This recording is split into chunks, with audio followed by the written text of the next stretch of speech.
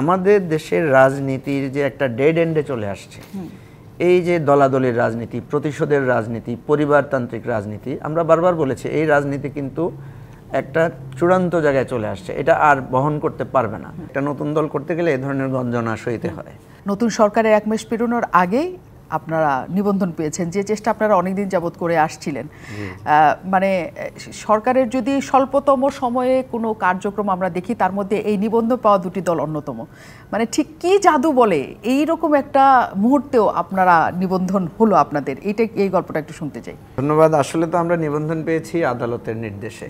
আপনি জানেন যে আমাদের আদালতে যে নির্দেশটা দেয়া হয়েছে সেখানে বলছিল যে আমরা সকল দিক থেকে বিবেচনায় আমরা প্রথম অবস্থানে ছিলাম, কিন্তু নির্বাচন কমিশন দেখা গেল যে যৌক্তিক কোনো কারণ না দেখেই আমাদের নিবন্ধনটা দেয়নি তারা।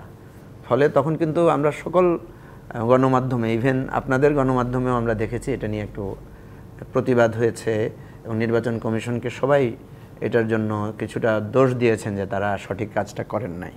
পরে আমরা এটার জন্য আদালতে রিট করেছি প্রায় 1 বছর আগে। তো সেখানেও গিয়ে আমরা দেখেছি যে আদালতগুলো আমাদের কথা শুনতে চাচ্ছিল না, এক জাজ শুধু ট্রান্সফার করে দিচ্ছিলেন। তো শেষে আমরা যে কোর্টটা পেয়েছি সেখানে আমরা শুনানি করব, তার মধ্যে শুরু হয়ে গেল আন্দোলন। এবং দুর্ভাগ্য দেখেন পরে আবার দেখা গেলো ওই জাজটাও উনি আবার অ্যাপিলেট ডিভিশনে চলে গেলেন, জাস্টিস জোবায়ের রহমান চৌধুরী। পরে এই পরিস্থিতিতে যখন নতুন করে আদালত গঠিত হলো তখন আমরা আবেদন করলাম, মানে সেখানেই শুনানিটা হলো এবং আমরা আদালতের কাছ থেকে রায়টা পেয়েছি এবং আদালতের এই একটা যৌক্তিক এবং ন্যায়সঙ্গত রায়ে আমাদের নিবন্ধনটা আমরা পেয়েছি। সেজন্য অনেক কষ্ট হলেও অনেক বেদনা ছিল মনে।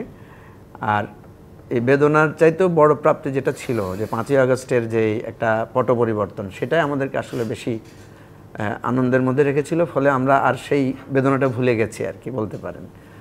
তো আমরা গণমাধ্যমকে ধন্যবাদ জানাই। ইভেন অনেকে আমাদের পক্ষে তখন ভয়েস রেজ করেছেন যে এটা খুবই অন্যায় হয়েছে যে যৌক্তিক কার্যকর দলগুলোকে না দিয়ে, শুধু আমাদেরকে না, কিন্তু আপনি দেখেন মান্না ভাইয়ের দলকেও দেয় নাই, নুরুদের গণ অধিকার পরিষদকেও দেয় নাই। মানে যে দলগুলো আমরা খুব কার্যকর ছিলাম রাজপথে গত 4-5 বছর বা আরও বেশি সময় ধরে, আপনার গণসংহতি আন্দোলন সাকিব ভাইয়ের দলকেও নিবন্ধনটা দেওয়া হয় না, কিন্তু এমন 2টো দলকে নিবন্ধন দেওয়া হয়েছে যেটা মানে খুবই হাস্যকর ছিল। এবং আপনারাও কিন্তু আপনাদের টেলিভিশনে প্রচুর সমালোচনা হয়েছে, উত্তর দিতে হয়েছে সবাইকে। আপনাদের টেলিভিশনেই কিন্তু আমি রিপোর্টে দেখেছি যে দেখা গেল যে ওই দলগুলোর অফিসে গিয়ে দেখলো যে ওরা চেনেই না কেউ কাউকে, এবং সরকারি গোয়েন্দা সংস্থা ওই সমস্ত অফিসগুলো ভাড়া করে দিয়েছে। এবং তাদের নেতৃত্বও শেষ পর্যন্ত গড়ে উঠছিল না, মানে সেই নেতৃত্ব দ্বন্দ্ব নিয়েও অনেক সংকট ছিল। যাই হোক, আপনাদের নিবন্ধন হয়েছে নিশ্চয়ই, সেই অভিনন্দন। কিন্তু আপনার কাছ থেকে আমরা জানতেই চাই যে 45টা দল আগে ছিল, মানে 7টা নিষিদ্ধ ঘোষিতের মতো আছে, 2টো পেয়েছে, মানে কি এমন নতুন আপনারা করতে চান যে জনগণ আপনাদের সমর্থন করবে?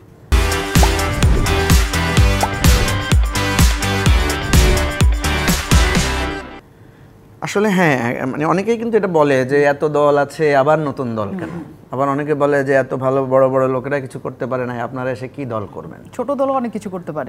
তো এটা সত্যিকার অর্থে একটা নতুন দল করতে গেলে এই ধরনের গঞ্জনা সইতে হয়। এবং আমাদের দেশে সাধারণভাবে মানুষ মনে করে যে এই দলটা হয়েছে কিসের জন্য, ক্ষমতা যাওয়ার জন্য নাকি কোনো, সেই প্রশ্নটাই শুরুতে আসে, নাকি কোনো এটা কোনো হাইব্রিড দল, নাকি এর পেছনে কোনো গোয়েন্দা সংস্থার মদদ আছে, এই ধরনের অনেকগুলো সন্দেহ সংশয় আমাদেরকে মোকাবেলা করতে হয়েছে। আমরা যেটা মনে করেছি আসলে এমন নেই, আপনাকে আমি বলি যে আমাদের দেশের রাজনীতির যে একটা ডেড এন্ডে চলে আসছে, এই যে দলাদলির রাজনীতি, প্রতিশোধের রাজনীতি, পরিবারতান্ত্রিক রাজনীতি, আমরা বারবার বলেছি এই রাজনীতি কিন্তু একটা চূড়ান্ত জায়গায় চলে আসছে, এটা আর বহন করতে পারবে না। কারণ আপনি দেখেন আওয়ামী লীগের ক্ষমতায় আছে, বিএনপি সব আউট, আবার বিএনপি ক্ষমতায় এসেছে, আওয়ামী লীগ সব আউট। হ্যাঁ, এবং এই জায়গাটায় আমরা চেয়েছিলাম যে একটা যৌক্তিক সমাধান হোক, আলোচনা করে একটা সমাধান হোক, কিন্তু সেই সমাধানটা হয়নি। ইলেকশন বন্ধ করে দেওয়া হয়েছে, রাজপথের আন্দোলনকে মেরে কেটে দমন করে গুম করে একেবারে নিঃশেষ করে দেওয়া হয়েছে। এবং আগে যেটা হতো যে সেনাবাহিনীর একটা কু হওয়ার একটা সম্ভাবনা থাকতো যখন একটা সরকার সব বন্ধ করে দিত, সেনাবাহিনীকেও এমন একটা অবস্থায় রাখা হয়েছে সেখানেও একটা কেউ আর এই সাহস করছে না। ফলে দেখা যাচ্ছে যে সরকারকে যৌক্তিকভাবে ক্ষমতাচ্যুত করার, তাকে দাবি দিয়ে তাকে নামিয়ে আনার পথ সবরুদ্ধ হয়েছে।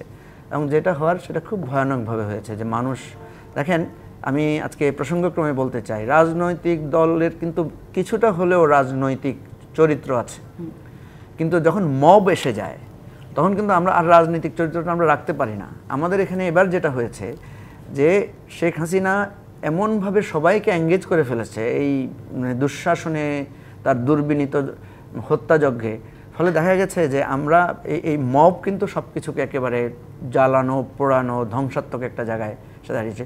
তার চাইতে ভয়ানক জায়গা যেটা হচ্ছে সেটা হচ্ছে আপনার কোনো অ্যাডমিনিস্ট্রেশন নাই। মানে যেটা আমরা খুব বলি যে চিফ জাস্টিস থেকে শুরু করে মসজিদের ইমামকে পর্যন্ত আজকে বিতর্কিত জায়গায় চলে যেতে হয়েছে। দেখেন, ইমাম সাহেবরা প্যালেস্টাইনে মানুষ মারা যায় সেটার জন্য দোয়া করে মসজিদে, কিন্তু এখানে ছাত্র মারা যাচ্ছে তার জন্য কিন্তু মসজিদে দোয়া হচ্ছে না। ফলে এটার জন্য কিন্তু মানুষের মধ্যে ক্ষোভ তৈরি হয়েছে। নিশ্চয়ই, এবং এই সর্বস্তরে যে ধরনের পরিবর্তন চেয়েছিল ছাত্র জনতা, সেই গণঅভ্যুত্থানটা আমরা দেখেছি, এবং সেই পরিবর্তনটা কি ধরনের হবে সে নিয়েও আপনাদের একটা প্রশ্নের জায়গা আছে। আপনারা প্রশ্ন করেছেন যে এখানে সংবিধান কি রহিত আছে নাকি সংবিধান অনুসারে এই সরকার চলছে।